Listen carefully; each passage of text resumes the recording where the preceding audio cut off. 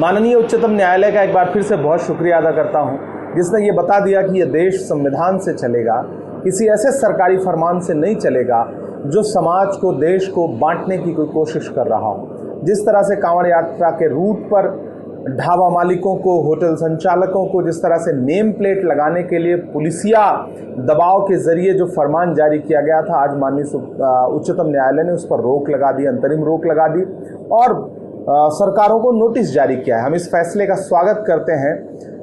देश में जो मोहब्बत की दुकान खुली है राहुल गांधी जी के जरिए, उससे घबराई हुई भारतीय जनता पार्टी की सरकारें अपने अपने राज्यों में ऐसे मनमाने फैसले लेकर के आ रही हैं जो संविधान के विरोधी हैं। माननीय उच्चतम न्यायालय ने एक बार फिर से संविधान की किताब को सर्वोपरि रखा है। ये मुल्क मोहब्बत से चलेगा। कांवड़ यात्रा के दौरान मुजफ्फरनगर से लेकर हरिद्वार से लेकर के बाकी जगहों तक जगह जगह हिंदू मुसलमान एकजुट होकर के स्वागत करते हैं यात्रा का। मुस्लिम भाई कांवड़ यात्रियों का स्वागत करते हैं। इस सरकार ने इस गंगा जमुनी तहजीब को बांटने की जो कोशिश की थी, माननीय उच्चतम न्यायालय ने उसे बेनकाब किया है। शुक्रिया माननीय उच्चतम न्यायालय। जहाँ तक कांवड़ यात्रियों का सवाल है, ये कांवड़ तो बहुत पहले चलता था। हम लोग वेलकम करते थे, सहयोग करते थे और सारा समाज करता था। कोई जात का सवाल नहीं था। हिंदू करते थे, मुसलमान, ईसाई सब करते थे। लेकिन जो योगी जी ने ये फैसला लिया है, ये बहुत ही खराब है, खतरनाक है और देश को, समाज को बांटने की साजिश है। ये देश किसी एक जात का नहीं है, ये देश किसी एक व्यक्ति का नहीं है, ये देश किसी धर्म का नहीं है, ये देश किसी मजहब का नहीं है। देश सबका है और इस बात को न समझा गया तो नुकसान भी सबका होगा। इसलिए इस काले कानून को, काली व्यवस्था को तत्काल हटाने के लिए हम लोग पुरजोर दबाव डालेंगे। नहीं, मुझे इसमें कहीं भी कोई भी प्रॉब्लम नहीं दिखाई दे रही है। जो हुआ है ठीक हुआ है। जिसकी दुकान है, अगर हमें उसका नाम पता हो कि कौन आदमी है, किसने अपनी दुकान लगाई है, तो इसमें what's wrong in it? I don't think anything is wrong in it. लेकिन विपक्ष कह रहा है कि आप टॉप डाउन पॉलिटिक्स कर रहे हैं। देखिए, विपक्ष कह रहा है तो विपक्ष की बात आपको विपक्ष से पूछनी पड़ेगी भाई।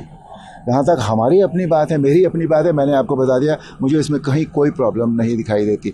जिसको जो जा रहा है, जिसको कोई सामान लेना है या खाना खाना है या जो भी करना है, उसकी अपनी चॉइस होती है कि उसको किसके यहाँ खाना खाना है ना, उसे पता होना चाहिए। There is nothing wrong in it. This is in India, everywhere in the world, veg and non-veg food is always, it is veg and non-veg, and that's obvious.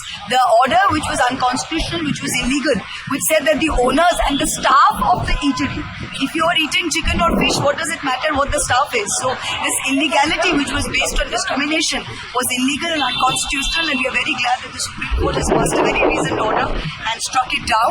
And from now on, no BJP state will be able to pursue its agenda of hate and divisiveness, because Supreme Court has said very clearly that all directives are stayed and that there will be no requirement for anybody to display ownership and to display the names of the staff. Do you think it's going to give a big relief to the people of Of course it is. Not only is it going to give a relief to the poor people of the area, it is going to send a message to the country that the Constitution is alive and it is the duty of all of our citizens to protect it. लेकिन मैं मानता हूँ कि supreme court में बहुत उम्मीदें हैं। सर्वोच्च न्यायालय से हमें बहुत उम्मीदें हैं कि जब सत्ता तानाशाही पर उतर आएगी और वो संयोग प्रयोग में उपयोग में आ जाएगी, तो फिर हम सर्वोच्च न्यायालय को आ जाते हैं। सर्वोच्च न्यायालय के बाद अगर सबसे बड़ी जगह है तो ये हमारी पार्लियामेंट है। सर्वोच्च न्यायालय के अंतरिम आदेश और इस पिटीशन पर सुनवाई के लिए अगली तिथि लगाना, दोनों प्रथम दृष्टया प्राइमा फेसाई मेरी उस नोटिस जो मैंने आज दी थी 267 में राज्यसभा में, जिस पर मैंने कुछ कहा भी है, उसको सही साबित करता है कि ये विभाजनकारी है। समाज संविधान की मंशा के खिलाफ है, रूल्स एंड रेगुलेशन के खिलाफ है।